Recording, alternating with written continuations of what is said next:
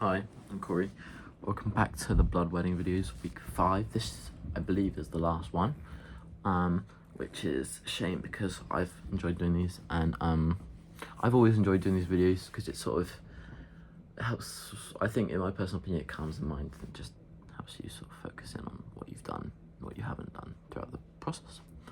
So this week, Harry Gould returned from his 2-week, not hiatus, but like his 2-week sort of, not separation, disappearance, we'll say that.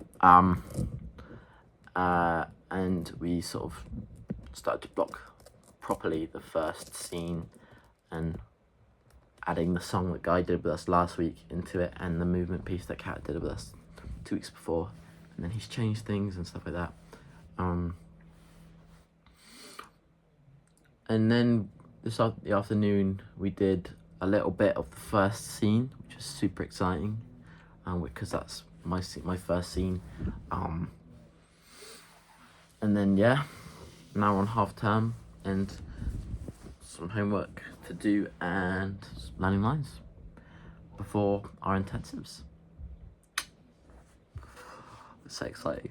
I can't wait. So I'll talk about the sort of decisions that I made this week. Decisions I made were clear that I wanted sort of to bring a little bit of like joy and fun into the space, because I think the last few weeks have taken it out on us. Just everyone's a bit knackered, and I think we're ready. I think we've all sort of been ready and waiting for this half term to come so we can just sort of chill, get on with our coursework, and just sort of take some sort of space from each other and just this whole sort of process in general, because it can be tiring and a little bit tedious and maybe overwhelming for some people as well. So yeah, I just wanted to bring a little bit of fun and good vibes while also making sure that I was focused and intent, and everyone else was as well. If there were any challenges I faced this week, there were times where Harry Gould made us go through a certain bit over and over again to make sure we had it in our heads, and it got to the point where we were all just like, we were so bored of doing it that we'd sort of given up and been like, oh, can we move on to something else? And it was just trying to keep on focusing and doing everything to our like full and 100% over and over and over again. But I think we all did well to overcome it. We just kept pushing through, took sort of separate breaks between doing them, just so we can like get back into the mindset over and over again, which is always good, and it's a very useful thing for us to do as a ensemble, is to take breaks and recenter ourselves before doing something again. What could I have done better? If anything I could have done better, it would be just keeping an eye on other people as well as myself, because there were a few people that were struggling, and I probably could have done more to support them as well as sort of myself. Yeah. Did I contribute fully to the session? I personally think so, because especially when we got to my scene with Mo and just getting stuck in, even though there was no sort of direction, we just had to go in there and just try and improv it.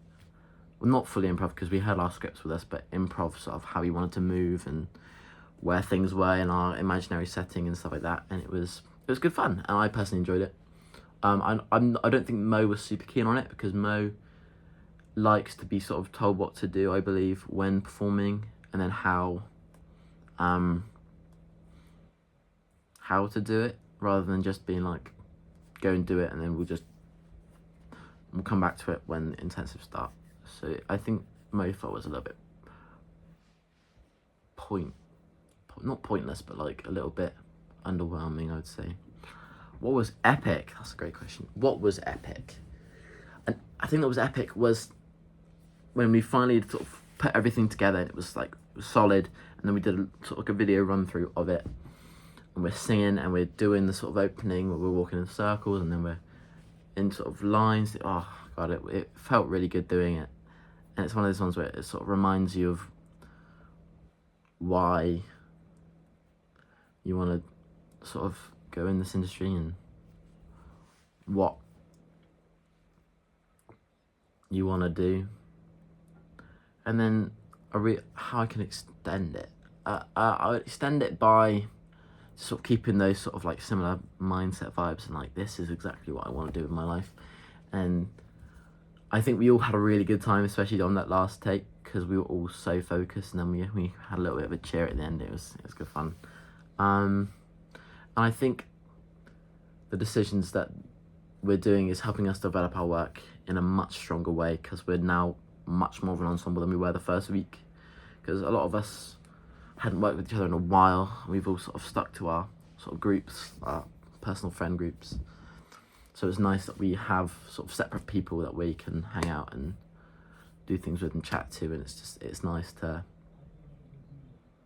get back into it again. Yeah.